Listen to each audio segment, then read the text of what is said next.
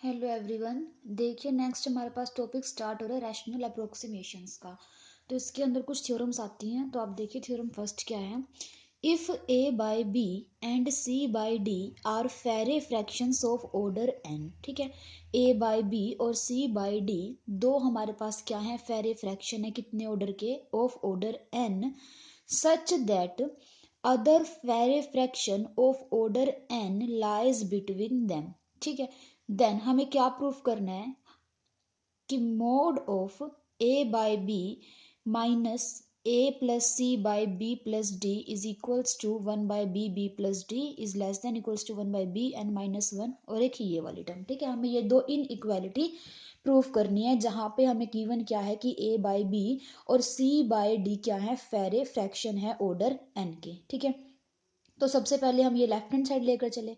तो left hand side लेकर चले। अब हमने क्या किया, यहाँ से एलसीएम लिया। एलसीएम लेने के बाद हमारे पास क्या आ गया, ये वाली टर्म आ गई। ठीक है, अब ऊपर देखो ए बी ये पॉजिटिव है और ये नेगेटिव, तो कैंसिल आउट हो जाएंगी। तो हमारे पास क्या बचेगा, mod of a d minus b c upon में b into b plus d. ठीक है, अब देखो जो ए बाई बी है और सी बाई डी है वो फेरे फ्रैक्शन किसके हैं, ऑर्डर एन के हैं। ठीक है, और एडजेसेंट फ्रैक्शन है किसके, ऑर्डर एन के। तो हमारे पास क्या आएगा कि a d minus b c की वैल्यू कितनी हो जाएगी, यहाँ से वन। ये थ्योरम हम कर चुके। तो यहाँ से a d minus b c की वैल्यू कितनी हो जाएगी, वन। तो ये हमारे पास क्या बन जाएगा, one upon b b plus d. ठीक है, तो हमारे पास ये चीज तो प्रूफ हो गई कि mod of a by b minus a plus c by b plus d is equals to one by b b plus d. ठीक है, इतनी चीज हमारे पास प्रूफ हो गई। अब हमें क्या शो करना है कि one upon b into b plus d is less than equals to one by b n plus one. अब देखो, also since a by b and c by d are adjacent fractions of order n। ठीक है, ये हमारे पास दो adjacent fraction है किसके, order n के। अगर ये ऑर्डर n के फ्रैक्शन है तो देखो b plus d greater than equals to होगा किससे, n प्लस वन से। क्योंकि देखो ये कंजिक्यूटिव फ्रैक्शंस है तो इट मीन्स इसके बीच में तो कोई नंबर आएगा नहीं। और हमें पता है अगर इसके बीच में कोई नंबर नहीं आएगा तो मतलब कि जो नेक्स्ट हम ये nth रो में है। ठीक है, nth रो में है, जब हम n प्लस वनथ रो लिखेंगे उसके अंदर हमारे पास क्या आएगा, b प्लस डी आएगा। किस में आएगा, n प्लस वनथ में। तो b प्लस डी क्या हो जाए, greater than equals to n plus one. ये वाला स्टेप हम लास्ट काफी थ्योरम्स में करते आ रहे हैं। तो इसलिए मुझे लगता नहीं कि इसके एक्सप्लेनेशन की यहाँ जरूरत है। फिर भी ना समझ में आए तो पूछ लेना आप लोग। ठीक है, तो यहाँ पे हमारे पास क्या हो जाएगा, b plus d greater than equals to n plus one. तो इसका मतलब one by b plus d is less than equals to one by n plus one. तो यही चीज देखो यहाँ से अब स्टार में यूज करो इसका। स्टार में क्या था, लेफ्ट साइड में हमारे पास ये वाली टर्म चल रही थी। ठीक है, लेफ्ट साइड में हमारे पास ये वाली टर्म चल रही थी which is equals to one by b b plus d. और यहाँ से देखो one by b as it is, और जो ये वाली टर्म है हमारे पास one by b plus d is less than equals to n plus one. ठीक है, तो यहाँ पे हमने इस इनइक्वालिटी का यूज कर दिया तो हमारे पास ये वाली टर्म आ गई। और यही चीज देखो हमें प्रूव करनी थी। ठीक है, देखो सेम उसी तरीके से हम क्या करेंगे, नेक्स्ट वाला दिखा देंगे। नेक्स्ट वाले में लेफ्ट हैंड साइड लेकर चले, एलसीएम लिया, ऊपर से सी डी और सी डी हमारे पास कैंसिल आउट हो जाएगा। बचेगा क्या, c b minus a d बच जाएगा अपॉन में d into a plus d. और यहाँ से ए बाई बी और c by d consecutive fractions हैं तो इट मीन्स हमारे पास क्या होगा, a b c minus a d. इसकी वैल्यू कितनी हो जाएगी, वन हो जाएगी। तो ऊपर वन बन जाएगा, नीचे क्या बचेगा, one upon d into b plus d. अब हमें क्या शो करना है कि one by b plus d, यहाँ से हम देखो क्या शो करेंगे कि one by b plus d is less than equals to n plus one. वो सेकंड वाली इनइक्वालिटी को प्रूफ करने के लिए। अब देखो, since a by b and c by d are adjacent fraction of order n, हमारे पास किसके फ्रैक्शन है, ये ऑर्डर एन के फ्रैक्शन है। तो इट मीन्स जब बी प्लस डी होगा वो एन में ना जाकर किस में जाएगा, एन प्लस वन में जाएगा। तो b plus d is greater than equals to n plus one. यहाँ पे हम ऐसे लिखते थे, क्या लिखते थे हम कि b plus d greater than n होगा, और ग्रेटर देन एन होगा तो हम उसको लिख सकते हैं b plus d is greater than equals to n plus one. ठीक है, वही स्टेप है, काफी बार कर चुके। तो यहाँ से हमारे पास क्या आएगा, 1/b+d is less than equals to 1/n+1, ये वाली चीज आ गई। अब इस चीज का यूज आप यहाँ कर दोगे। देखो यहाँ से क्या आएगा, ये वाली टर्म है जो हमारे पास किसके इक्वल है, इस टर्म के इक्वल है, तो ये चीज हमने लिख दी। अब यहाँ से 1/b+d ये लेस देन इक्वल्स टू है 1/n+1 से, तो 1/d तो एज इट इज रहने दिया, और इस वाली टर्म को हमने क्या लिख दिया, less than equals to 1/n+1। तो हमारे पास सेकंड जो इनइक्वालिटी थी वो भी क्या हो गई, प्रूफ हो गई। तो यही चीज हमें प्रूफ करनी थी। ठीक है, अब नेक्स्ट थ्योरम देखो।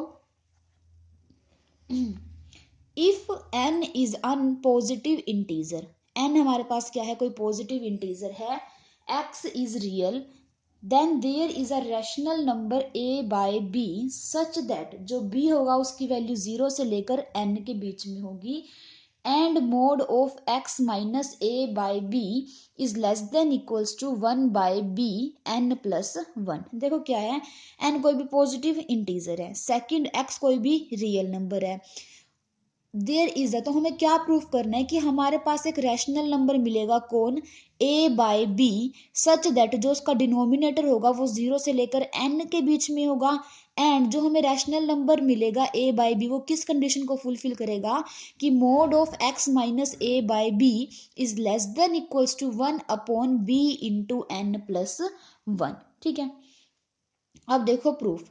Consider the set of all Farey fraction of order n, हमने क्या किया, एक सेट कंसीडर कर लिया, किसका, all Farey fraction of order n, and all the fractions a+c/b+d where a/b and c/d are consecutive Farey fractions. देखो, अगर a/b और c/d कंसेक्यूटिव फेरे फ्रैक्शन है ऑर्डर n के, ठीक है, अगर a/b और c/d कंसेक्यूटिव फेरे फ्रैक्शन है ऑर्डर n के, तो जो a+c/b+d होगा वो nth रो में ना होकर किस में जाएगा, n+1th रो में जाएगा। ऐसे ही लिखते थे ना हम। देखो जैसे हमारे पास क्या है, फ्रैक्शन a/b और c/d, ये कंसेक्यूटिव फ्रैक्शन है किसके अंदर, nth रो में।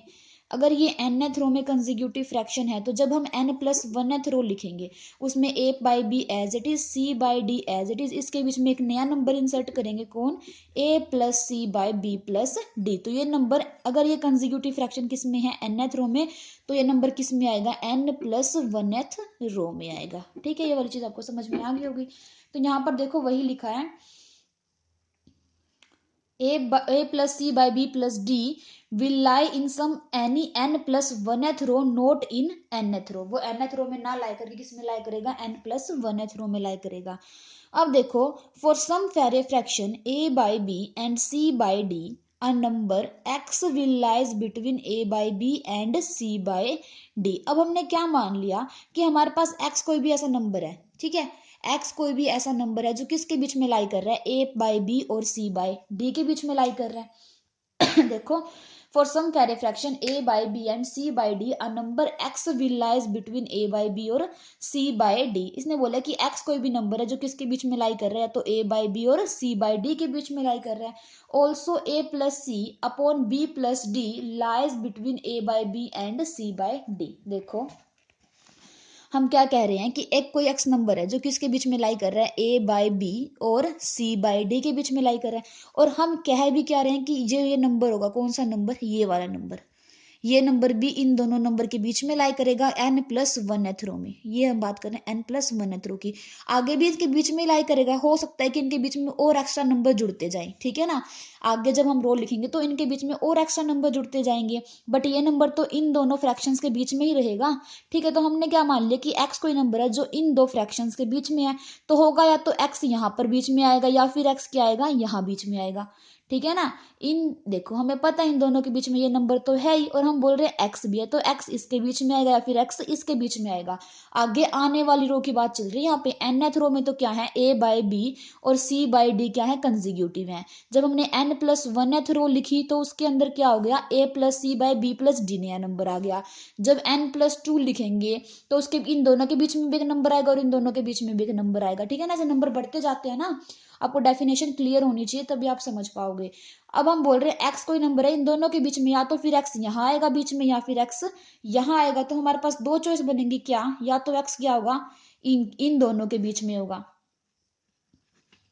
ठीक है, या फिर x इन दोनों नंबर्स के बीच में होगा। It means a plus c by b plus d is ये वाली चीज, ठीक है ना। इन दोनों के बीच में है तो या तो इन दोनों के बीच में होगा या फिर इन दोनों के बीच में होगा। यहां से हमारे पास ये दो इक्वेशन इनइक्वालिटी आ गई, ठीक है। इसको हमने फर्स्ट नाम दिया और इसको हमने सेकंड नाम दिया। अब देखो पहले एक पे काम कर देंगे, एक के लिए क्या कर देंगे, हमारे थ्योरम को ट्रू दिखा देंगे, सिमिलरली बोल देंगे सेकंड के लिए भी ट्रू हो जाएगी, ठीक है। अब देखो विदाउट लॉस ऑफ जनरलिटी हमने क्या मान लिया कि इन दो नंबर के बीच में लाई कर रहा है कौन, एक्स। अब हम क्या लेंगे, देखो अब हम ले रहे हैं x minus A by B का मोड। वो तो ऑब्वियस सी बात है कि किससे लेस देन होगा, ए by b minus a plus c by b plus D के मोड से। अब देखो ऐसा क्यों है, मैंने देखो फॉर एग्जांपल मैंने ए बाय बी की कोई वैल्यू मान ली, मान लो 2, ये मान लिया 5 है और ये मान लिया क्या है 7। तो जब मैं इन दोनों का डिफरेंस निकालूंगी 5 - 2, 5 - 2 कितना आएगा 3। ये तो लेस ही हो किससे, 7 - 2 से। 7 - 2 के डिफरेंस से तो लेस ही होएगा ना, x minus a by b. मैंने ए बाई बी की जगह टू ले लिया, x की जगह 5 और इसकी जगह 7 ले लिया, सिर्फ ये समझने के लिए कि ये वाली इनइक्वालिटी कैसे आ रही है। अब इन दोनों का डिफरेंस तो कम होगा ही इन दोनों के डिफरेंस से, वो तो हमें वैसे भी देखने से पता चल रहा है। तो क्या आ गया हमारे पास, x minus a by b का मोड होगा जो वो लेस देन इक्वल्स टू होगा इन दोनों के डिफरेंस से, ठीक है। इन दोनों का डिफरेंस कम होगा इन दोनों के डिफरेंस से, ये वाली चीज हमने यहाँ पर लिख दी। अब देखो इसका डिफरेंस क्या था, अभी लास्ट थ्योरम में हमने किया था which is less than equals to 1 by b n plus 1। अभी इससे पहले वाले थ्योरम में यही चीज प्रूव की थी हमने, इनइक्वालिटी प्रूव की थी ना दो, तो उसमें एक इनइक्वालिटी ये भी थी। तो यहाँ से हमारे पास क्या आ गया कि mod of x by a is less than equals to 1 by b n plus 1, ठीक है। यहाँ से हमारे पास ये वाली चीज आ गई। और देखो यही तो हमें दिखाना था, देखो x minus a by b का mod less than equals to 1 by b n plus 1, यही चीज हमें शो करनी थी। तो ये हमने कब किया, जब हम x को इन दोनों इनइक्वालिटी के बीच में लेकर चल रहे थे। सेम काम हम कब करेंगे, जब x इन दोनों के बीच में लाई करेगा, ठीक है। सेम काम होगा और बिल्कुल सेम ऐसे ही प्रूफ हो जाएगा कि इसमें क्या करेंगे, इन दोनों का difference less than equals to होगा इन दोनों के डिफरेंस से, और फिर वही सेम लास्ट थ्योरम का यूज करके हम कर देंगे, बिल्कुल सेम है, इजीली हो जाएगा। फिर भी कोई प्रॉब्लम आए तो फिर पूछ लेना, ठीक है।